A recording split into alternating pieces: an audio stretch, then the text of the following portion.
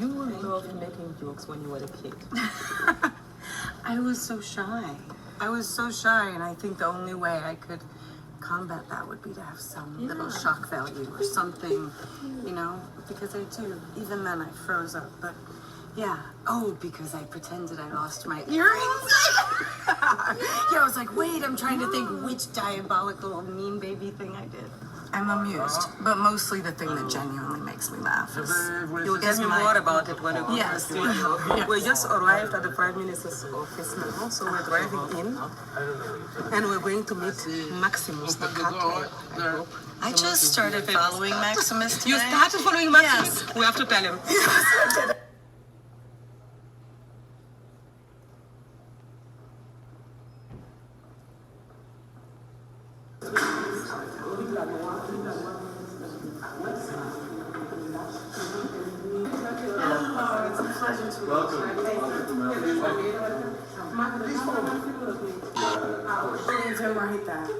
Oh, no, you can. Of course you can.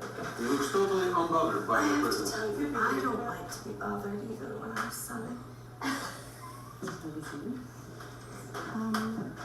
I told you I want to bother you, but I couldn't resist. I want to eat him. He doesn't mind. He doesn't mind. He doesn't mind. He really doesn't, truly? No, he really doesn't. Oh, he did mind. Did you see? It's not you. It's not you, it's the camera. It's the camera. He's a smart. Gorgeous. So we'll do that. Check for the camera as well.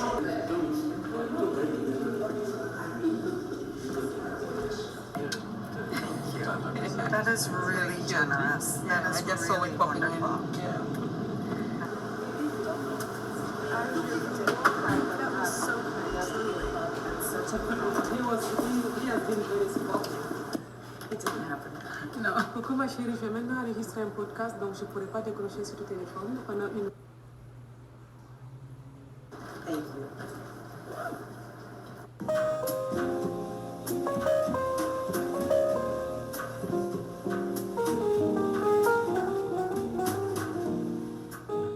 Hi Selma, welcome in Europe, welcome in the European Parliament. I'm so excited to have you here. Thank you so much. Assita Kanko. It feels so funny. You know, I forget how familiar I am with you, and then I realize how important you are. And before you begin your maiden voyage of this podcast, I would like to say the honor to be here with you is one of the most incredible things, because I have admired so intensely your commitment to humanity, to women's rights, to even as small as a woman across the world that you saw. Look at who is saying that. I know, Look at who is saying that. I'm so impressed with you. I would say other people's lines, and I know nothing about politics, and I came so overwhelmed, you know, of European politics, and it's not my area, but to just know you as a human being and the way you are as a leader has been one of the most gratifying experiences of my past 10 years. And, you know, really the best, and you will be with me forever. But also, I think we're so much. friends, but as who you are and what you do. Thank you, Selma. I mean, I wanted to say, look at Selma is here. Like, I admire you so much. You're one of the most resilient people that I know. And you have such an amazing life path. And that's why I would like people to see what I see and to share with them what I've been learning from you. So we're going to have the conversation today, Selma. You are a great actress. You are an author. You are a photographer. And you are a designer. You design eyeglasses as well. Yes. You are a single mother. And you were shining in movies like Legally Blonde that we all saw. Yes, exactly. in Cruel Intentions, in People vs. O.J. Simpson. You did so many. I was so fortunate to finish college and start in a career where I played someone that was new at something, because I'm very good at being a beginner, I realize. So, what do you mean with being a I'm beginner? very good at, because I feel, I feel there's parts of life we go through it and then maybe we fail, or like the end of college I thought I'd go off to graduate school, but I didn't. But instead I went on, to New York and went and became an actress and, wanted to be a photographer, and there's so many things, but I kept finding people that would inspire me and pick up my path. And so there was a time, instead of feeling like a failure, I felt like a a beginner at everything, so you have a chance to keep doing. And now I'm on this adult path in my life, and I know you were asking about me. I'm always so excited. I'm so excited for the world to see you as someone that can bring out the best in people, as this, in this maiden voyage that you're on of this experience here. But it was a very strange thing to be a college girl, and then a bit in that movie star world that I admired these people so much and was a part of things that were really memorable in American nostalgia. It requires also, so you were quite young when you started. It requires a lot of responsibility to actually manage yourself at that stage. And this is what you have been writing a lot also about in this book that I would like to show. And you seem to me, we've been talking the past couple of days, and we also met with other inspiring women, and you connected, you shared stories with each other. And, you have been doing some introspection and exploring ways to always become a better person. And it sounded to me like you are so strict with yourself. So how is I had a critical mother.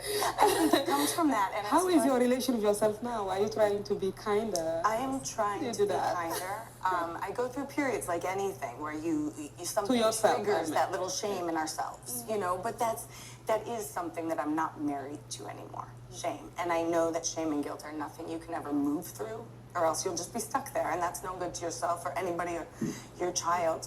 So I think I am getting better, yes. And of course, once I had a child, it changes everything, because I did not become the focus or take the brunt of whatever was going, because I knew that I wanted to learn to be a good mother, and being a beginner as a mother, you're in full force, so I wanted to be a better example for him than I was in my younger years, with confidence. But he does say I'm a critical mother, just like my mother. And I was like, oh, you've not seen anything, kid. Maybe we all end up becoming our mothers, like we just...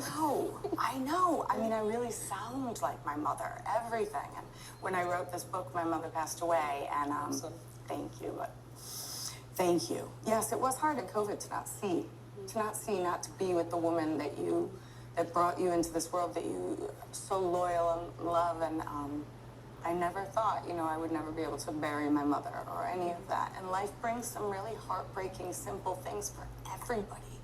And I think that's what I realized as I made a commitment to changing and being a better person when I was diagnosed, because I realized that was all I could really do.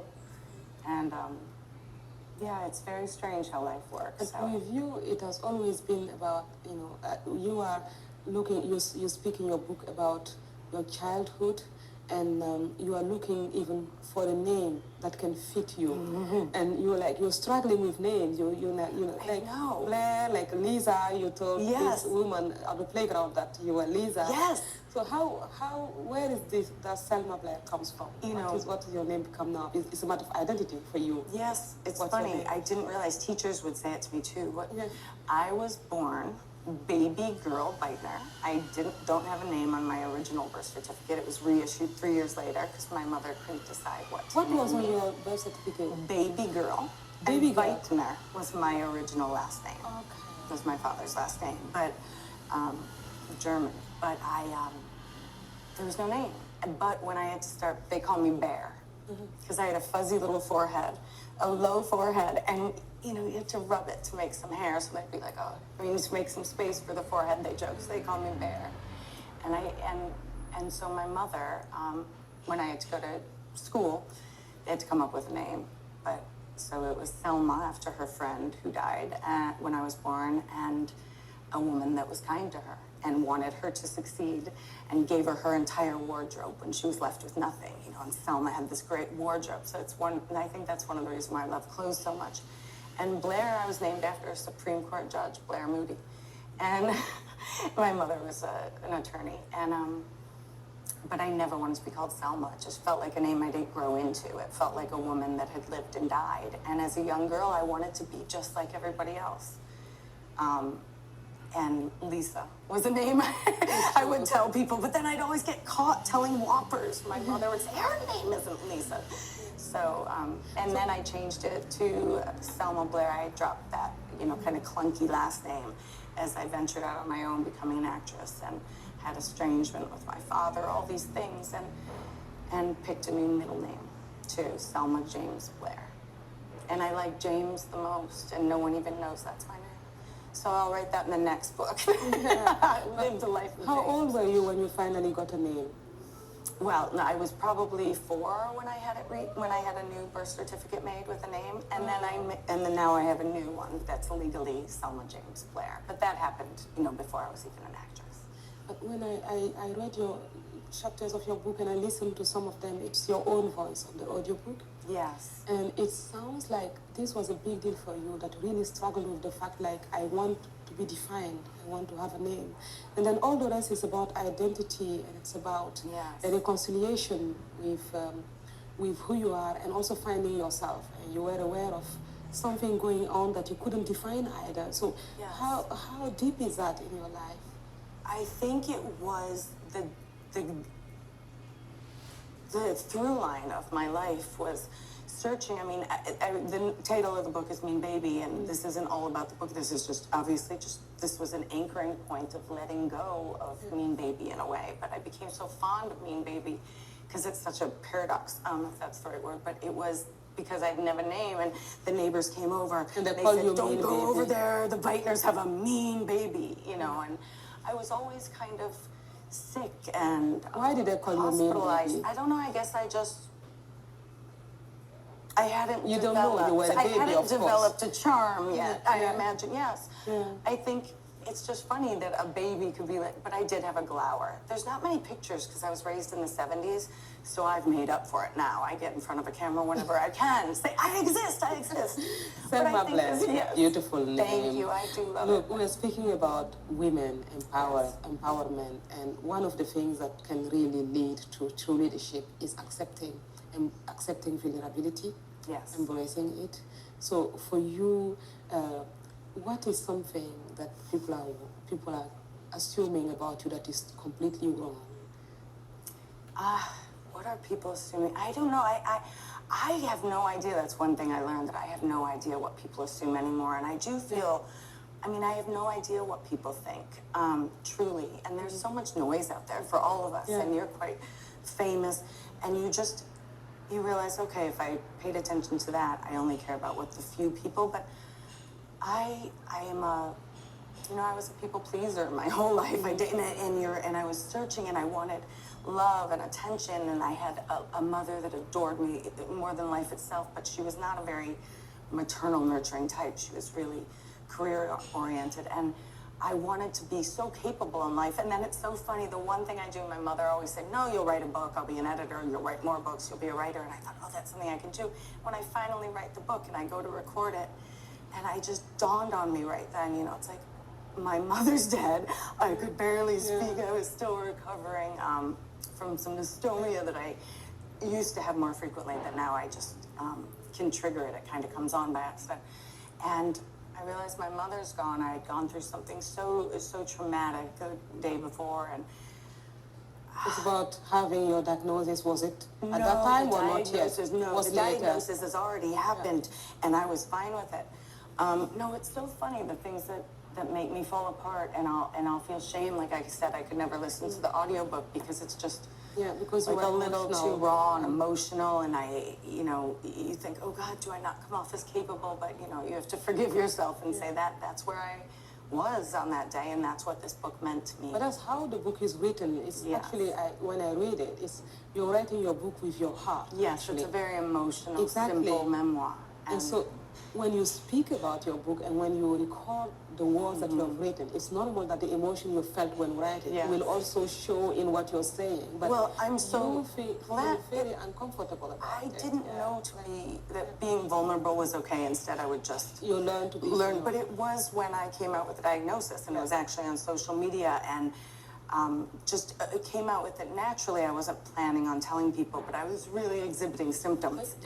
Just so that people know with us. Yes. You know, as a child, you fought for Oh, your yes. name, you fought for your identity, Thank and you you. knew also at age 7, you told me, you knew that there was something Yes. wrong, but nobody, just like with your name, nobody put like an identification of Yes. what you knew Oh, that is so... was wrong. Gosh, you're so thoughtful. It's simple, but it is true. And I then mean, you I found realize out. now I really have, you know, in my younger years, really struggle with who's Blair, what am I doing and why? And I would look at people. Yes, you asked me this earlier, and I got off track, but people, No, I you was didn't. searching. Linked for- to, it's Thank linked. you. It's linked. Thanks. It all linked. comes around. It Yeah, all because comes around. you were, it's an identity also. You Yes. wanted to know what was wrong and why you didn't feel well, why you were always tired. I was and always nobody tired. told you I what was going always on. had bladder issues, which is very shameful as a little girl, you know, to have something that could be so, which I find out later is very typical. And no one's MS is the same, but it is a very typical issue to have the things that were happening to me. And, you know, and I was searching. I was at pain centers. I had the access to very good care. And there was a point when I finally, and I would either cry or laugh uncontrollably and inappropriately. And I think that's where I developed some of my goofiness. When I don't know what to do in a moment, I would, you know, so thank God I went into Hollywood. But get me What back did on they track. tell you instead of Yes, thank you. what It was was wrong? a really You shocking asked thing. them and they didn't tell you what was wrong. No, there was, What I did had they tell you? fevers, I lost my vision. No, it turned out, you know, they said, I think she's just clinically depressed. And I said, but the pain, So like they the thought you were pain. depressed. And so then I was treated with very strong, you know, tricyclic antidepressants from a very young age. And I would go and say, no, this isn't helping. And, you know, I can't sleep, and the kidney, there's so many issues. And no one would give me an MRI. It was CAT scans and things, and I knew nothing. It never occurred to me that I had a neurological degenerative disorder occurring that young, and juvenile MS is very slow growing typically, I think. So it can be missed. So I'm not trying to, but I was really caught in a space, and I would just look to other people like, how do you do it?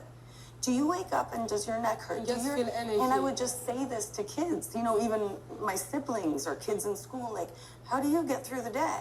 Like, how do you eat without throwing up? And then that wasn't eating disorders or things. It's just there's muscles that were like kind of offline or something.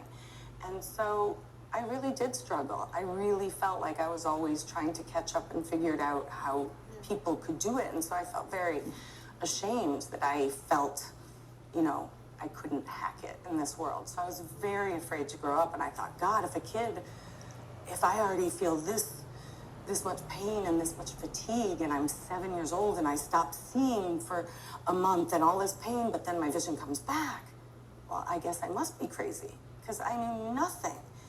And so I was a beginner. And so to get a diagnosis finally after so many years searching, because after I had my How many son, years later, when you became a mother? It took so many years after I became a mother, because as a woman, so many things can be blamed on menstruation, hormonal, oh, you have postpartum depression. As soon as I gave birth, I said, I can't move. Like, I can't move my legs. The pain is incredible. And I couldn't stay awake. I mean, it was brutal. I mean, I begged people, I begged the doctor, there's something wrong. And they said, no, this is postpartum depression. And, you know, your ligaments change. And so it's just stiffness. And I thought, oh my gosh, I really can't hack it. Like, I am as helpless and hopeless. Like you were weak. I felt like I was weak. And I think I did get into a habit of apologizing. And then you get a diagnosis. And I then got you a decide diagnosis to years. face Like, it. 2011, my son was born. I searched all those years. I asked every mother. And then in 2018, when I finally had to go back to work because I was unable for a long time and keeping it very secret, You decided to be honest I was about in it. too much pain to get on a plane. And no, I found out. I went to a doctor. I said, no, I can't get on the plane. I must work. The pain is incredible. And so we started on that journey that day, and I put out a message on social media, someone need help me. I must have pinched a nerve because I can't move my leg, and the pain is so intense, and it's been going on. And so it just was by hook or by crook. It was an old friend, Elizabeth Berkeley, that saw my post and said, oh, you have to go to my brother. And I went to her brother. I said, I gotta go. You know, he's looking at my MRI of my neck. He said, And the brother was a doctor? The brother's a spinal neurologist, a spinal neurologist. And I had been to many neurologists in my life, but it was constantly, even when I had tics or dystonia happening at 23, which is the movement and speech things start happening, vocal dystonia. Yes. I also was just told, oh, it's, you know, because you were sad or you overdosed. These are things in my book, but a little bit. So I'm not telling tales out of school, but it was, so then it was blamed on, oh, you took too many pills on an overdose, you know, of antidepressants or something. I just took them all one day to just say, I have to be done with this agony. And so I was like, you know, I had movement problems, and he would say, well, it's a bit of brain distress from all that medicine, it'll burn off, you know. And so it would. So it took years. It must have been so scary, actually, that you actually felt, we discussed it earlier, like you felt that people could not hear you as, you know, as a person. You felt very lonely. And then when you're facing pain that cannot be explained, you are not heard either by any physician until so many years pass. You are an adult, you become a mother, doctor, and then you finally find it. And when you have the diagnosis, what you told me earlier is that you feel relieved because finally you know what's going on, and then you want to share your story because you want to be authentic. Yes. You want to. I was still too scared to share my story. It took me months until I had devolved. I wasn't getting better. I thought, oh, now I know. There could be a magic pill, and I could be better all of a sudden. So I had so much hope. And then it kept getting worse, and the flare wouldn't go away. So I did tell people. And that response changed me. I had never had so many people interested and seen. And I realized something, you know, about, you know, just visibility and then wanting to help people and they could connect. And I, for the first time, had a connection with people. Oh, I'm a regular human. I just have a disease.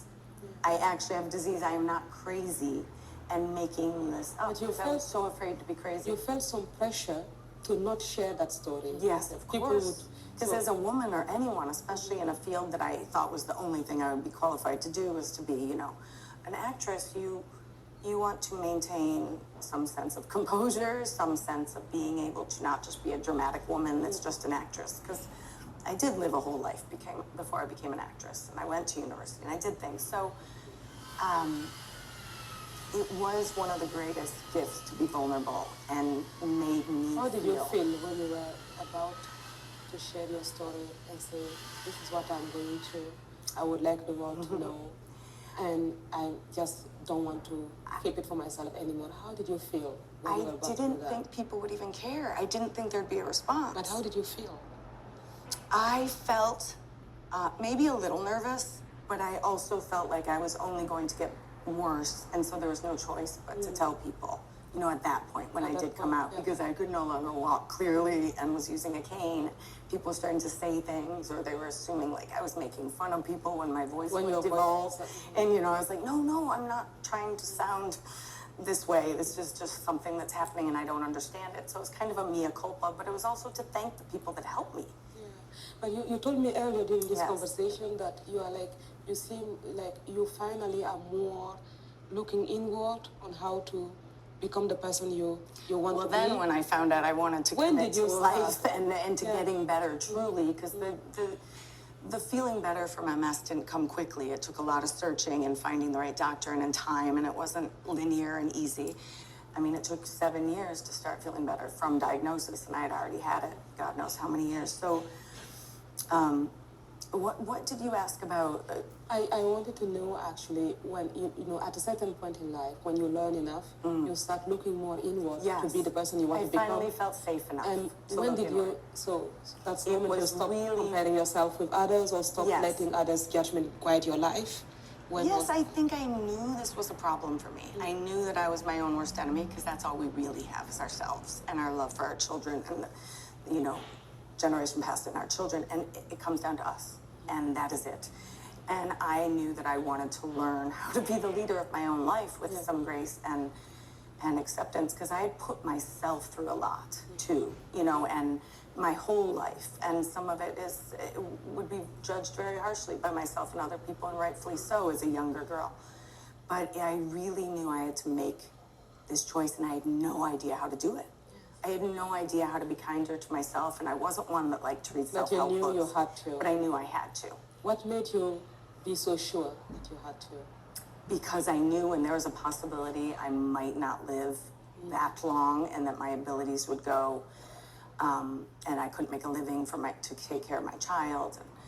And, I knew that there's no other choice. I mean, of course. And so it's like, I will search and I will find a way to really learn to be nicer to myself. You're so strong. I think necessity is the mother of invention, right? I mean, the things that I never thought that I cared as much about people as I did, because I was always so afraid of them because they seemed so much more competent and happy than I was. You felt less I felt less than and less capable, and how will I keep up?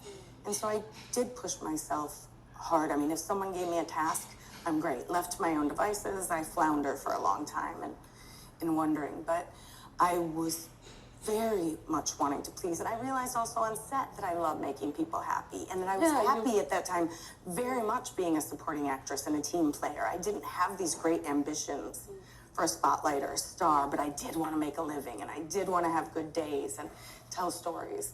And I just didn't know how to tell my own without just blaming myself for everything. So you did say you've learned that you prefer to make people laugh instead of making yourself cry. Yes, I prefer to make people laugh more than I like to make myself cry.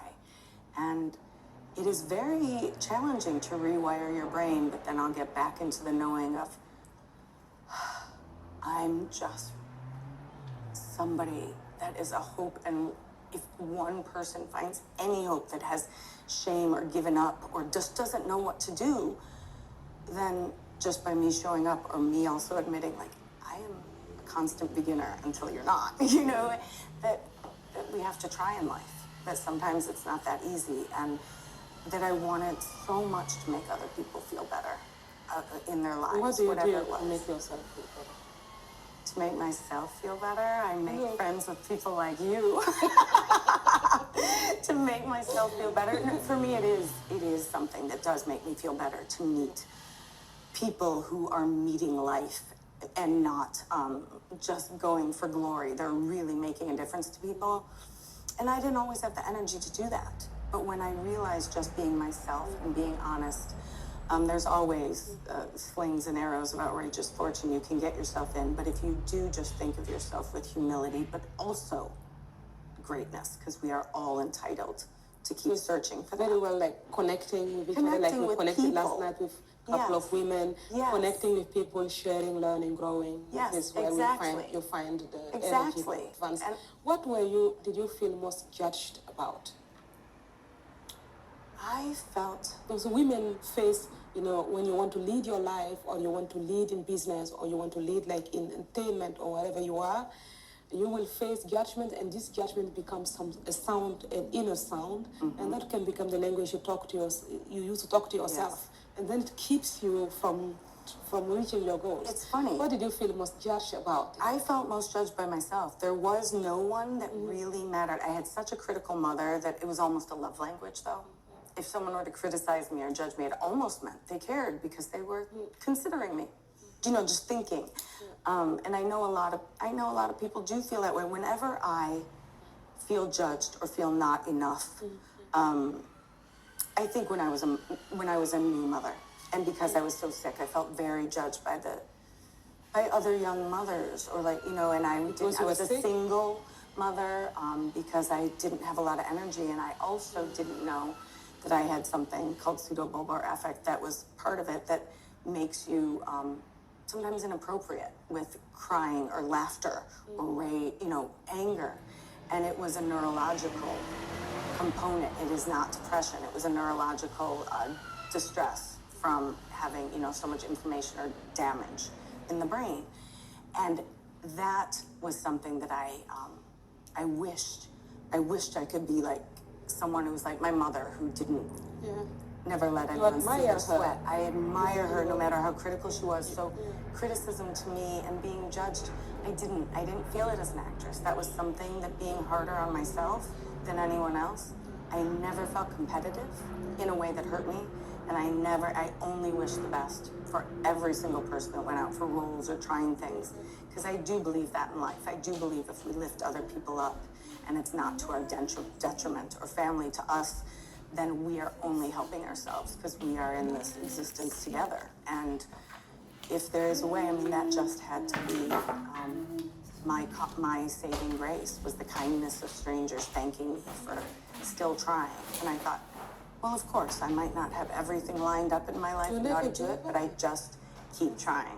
I did when I was younger, and I did give up all the time. You know, I had a lot of suicide attempts as a young girl. You didn't, and I you tried. didn't, and I'm still trying. And now I can say, just like I was hearing Eric Dane say to his children the other day, he's someone I came into this business with, and recently he died of ALS, and he said to his girls, I might not have been perfect, but I tried.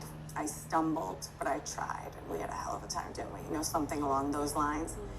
And I thought, the way you came up, it came out of your story. We have been talking on social media for a while now, and I see you just, you know, showing like you want to connect with people, you want to do something for people, and you want to, you know, I see you with your dog, your service dog on social media, and what you want to do is to mean something for patients. yes. You've turned your story into an empowering way, like to support patients so that their voice are heard, but also women so that their voice is heard. It's and something I to so go back to authentically work understand, as an actress as well. and something that I didn't really know if I'd go back to acting, but I did know that I loved you're the about to go back. community. Yes, You're about I am. to go back to acting. And Are you excited? I am, but I am so excited. But it also seeing how hard it was to be a patient or to not be diagnosed, and then to realize I knew nothing about MS. And I know a lot about chronic conditions, Googling it as a sick person. So I did. I became, you know, a global ambassador for the American Brain Foundation and national chair of Brain Up and American Brain Foundation. So there were things that I could use from those experiences. And then, you know, started to realize, oh, okay, maybe I have the stamina, you know, that foundation, they need to raise funds for all these things. And I need to raise my funds for my creative life again, and it is such a thrill to start to learn to have the stamina again. And I am going to go back to work, and I am supposed to be doing a movie in the spring, and it is a human interest story, an animal story, a dog story that never gave up, and this dog gave everybody, you know, the impetus to keep trying harder. If this dog could do, just so it's a beautiful, just human life story, but it I find it really interesting that yes, I'm going back to work in something that's just how can we inspire each other without, you know, patting ourselves on the back and this whole, you know, but how do you inspire people sometimes with your vulnerability? Because that is how I got through life, was kind of being miserable and a mean baby and all these things. So I got that down pat. Now I can get to use that in this new chapter of my life of being, you know, someone more like my mother or someone more like you, or, you know, the things that I admire so much about you as a single mother. And, you know, the sickness, once my son was born, yes, it made me feel like, again, I'm not enough. It's, you know. You always felt you were not enough, because in fact, when I read in your book, you speak about, you compared yourself to your mother. That's what I see through the lines. You didn't say it, but one can feel it. Like your mother, she was abandoned by her first husband, from what I understand. Yes. And then as she cried. She cried. She was sitting Mom, with you. how'd you get over She it? cried, and then she didn't cried. only She cry. gave herself a week. And She said, I locked myself in her room and played solitaire. And she said, that's it, I'm not going to let this happen again. And she became a lawyer. And she didn't was just the become. first woman in her law school She class. went to law school. She went to law school and was the first woman in her law school class. And like you, the first woman. in her law school. She wasn't the first woman lawyer but in the law school. It was it was the 60s. It was a time when women didn't even have a credit card of their own. When I read your pages, I see your mom smoking. Yeah. And then crying, watching the kids, and then lock herself up, play solitaire, and then decide, now I'm done. I dry my tears, I'm going to law school.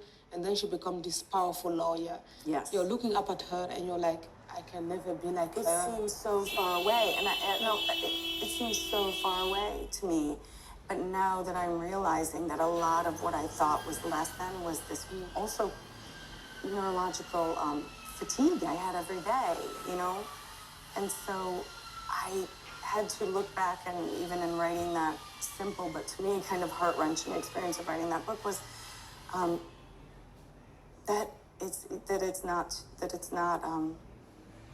just not over. Till it's over, you know, these are the stories I can not be ashamed of anymore. We don't have to be There's that no strong. We Yes. don't have to be. I mean, it's admirable. It's really You great are that strong. It's easy for you to say we don't have to be that strong. I mean, Totally not strong, you know. I'm not strong look at the doors all. are breaking down, and then you're just keep going, and it's for your community, the people around you, and you've always considered everyone. I watch you, but it's funny now, you know, because I say to you, how do you learn? How did you ever? You said you listen. You are a listener. You see people, and that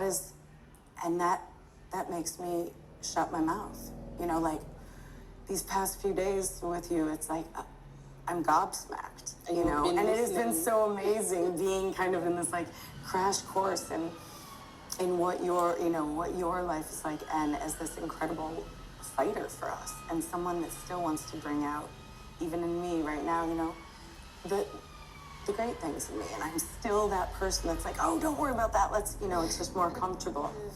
But I do have incredible things You have going on. inspired everyone here. You went in the parliament, you saw people, you spoke, you listened a lot. It makes you me even so happy. You even met our Prime Minister's cat, Maximus. and There's so many people here. I've been so impressed with their... And they were impressed with you too. And because of what you're sharing, it's a story of resilience, of hope. It is. Resilience is something I never realized I had until people told me, you know, and then I look back at it, and it used to make me cry a little when I was writing this little book, but it is the resilience sometimes. You realize, okay, well, that's something. What gives you the feeling? Something. What gives you the feeling now? What is the biggest feeling of freedom for you? Like right now, when you think about freedom, how would you say you feel about it? I mean, freedom is so much other... I mean, my God, freedom... I'm a simple girl. I just want to be in the ocean with my kid and my dog and the 2 friends I have in life. You're one of them. No, but really, you know, there's just... I have a very... Freedom to me would, you know, not blaming myself for the opinions of other people. You know, I just put a lot of stock in other people because I discounted myself. And it is, and so many people do it, so many young girls that I mentor. They discount themselves. They found me because I think they read this simple book and thought, oh, I can relate to this person just floundering, but there's a certain grit. And then I have met some young women that I'm in touch with every day, you know, that I've been with for, you know, 12 years, 10 years mentoring. And every day I just have to listen and stop myself from saying, no, stop putting yourself down, because I just want to wait for that inroad to where they see how incredible they are. And do you see it more and more in yourself too, when you see it in others? When I'm kind to myself, but no, yes. And it is really when I'm doing any work or creativity that connects me to people. Because you do get out of the neighborhood of your head of the old stories. And I do now. I do. What gives you hope, like today, generally? Going back to acting? I do love being in a collaborative environment. I never was a good team sport player. I was a horseback rider, a figure skater, maybe a skier when I was young. But I never knew team sportsmanship until I became an actress. That was the closest thing. And so I think the thing that gives me the most joy, though, and again, I have to not beat myself up, but it is the simple things, because I do still, you know, have a chronic illness, and it is the things like reading and just enjoying moving my body while I still can. And so I think when I have that kind of gratitude, and I never thought of gratitude when I was young, that was corny, what do I have to be grateful of? I'm, this terrible, mean baby. And some gratitude, but not ridiculous gratitude, really in balance, but I have gratitude. I know I do feel taken care of by this universe now that I've opened myself up to seeing other people. I'm wondering though, when I look at your experience today and what you have been sharing with me and with other women the past couple of days, I'm wondering, like you played in, of course, I'm going to take one of the movies you played in as an example. You played in Legally Blonde. Yes. And we saw this story about women, about law school, about, all this. Do you see things in reality that looks a bit like what was put on stage in Legally Blonde? You want to say about that? Well, are you the real life experience, how wild this was about the writer of Legally Blonde and all these things? One, the story of Legally Blonde, I had no idea, again, how relatable that would be to everyone. How much, certain women were judged so much and thought, oh, you can't be doing that. The character of Elle Woods and that this glamorous girl wasn't the plain Jane with the unmanicured nails like in my character. So that is the movie that every girl, every mom, everyone watches that with their children to say, I don't know, it's just a great Technicolor American movie that. Keep going with the question. We got. I watched it with my daughter. Oh, did you? That's like for the fourth time, and I told her, look, when you go to college, you have to study. That's the only way up. I'm like, look at this. So generational thing. The story. So when I did this, this is such a full circle moment. The woman that wrote Amanda Brown, the woman that wrote the book Legally Blonde, it was based on her true life, and she was this gorgeous California blonde, and she became a lawyer. And it was her real kind of inspired really by her true story. And we became friends. In fact, she gave me some ruby slippers from Wizard of Oz, kind of this. And I used to scream, I have ruby slippers. And Amanda Brown just gave so many gifts. And so she now, the most amazing thing about Amanda Brown, of course, Karen McCullough and other people wrote the script, Kiwi and Karen, but Amanda I became friends with. And now, her daughter, who I've known since she was born, when she was 15, Amanda helped her daughter and Amanda's husband, they helped their daughter at 15 open her own bookstore. And she did it on her own. She curated all the books. Transformation. And it's the power of knowledge and enjoyment and reading, it's something, it really is kind of my real passion. Just reading what other people are writing, because that gets me thinking about myself in a way that takes it away. But to know that Amanda Brown's child then is the one curating more books for people to have. And the mom of Elle Woods and Legally Blonde is the director of the next movie I'm doing. Oh, that's what, the one you're doing in the spring? Yes, the one I'm doing in the spring. The director of that movie is the one who played Elle Woods' mother. This kind of sexy blonde Beverly Hills mother, this kind of funny. Really like that in Beverly Hills, or it was only in Legally Blonde? No, it's real. Have you not seen Beverly Hills Housewife? I don't think you have the time. I don't think you have the time, but yes, it is kind of like that. Thank you so much for being here, Selma. I thought, it's so amazing to have a conversation with you because you're so real. It's so easy to connect to you and to find you where you are.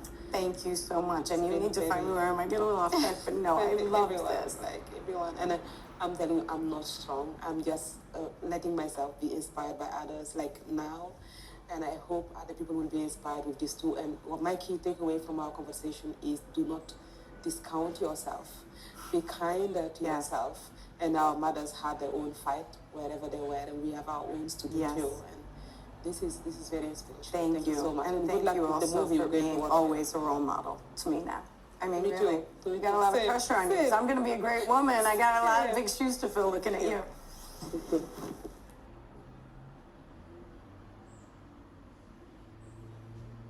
Oh, and of course, I have a gift for you. I love presents. In the European Parliament, I don't know what kind of gift you expect. What do you think it is? A law book? Is it a law book? No. I hope not. Oh my God. Something. This is oh my gosh. Nice. It's a very cool thing. Wait. What is This is not like a European Parliament thing. No, that's Thank what you. I was like, what don't I know about European? You have a mascot? This is now the new mascot. Oh my you gosh, can this use is so it. cute. And it's What do I very do with comforting. this? You put your hands in it, you can keep them warm. It's a muff, like a hand muff. Yeah, You used to like- say that as, this is really cozy, thank comforting. you. Oh, well, I don't have my service You can dog turn to it get- around if you want. If you don't want to see his face, you know. I've just had enough of you, I must. This is really, thank it's you so for helping soft. me look like a capable woman. Just kidding. Wow, Yeah, what just- are you speaking about? We just said in the podcast, do not discount yourself, so we need to do this again. No, I'm just teasing. It's like, who would expect a woman that I admire most in the world now, the most capable, intelligent, and I'm like, that's the right. Yeah. I love it. In the Belgian rain, with that weather, you can keep your hands warm. Thank you.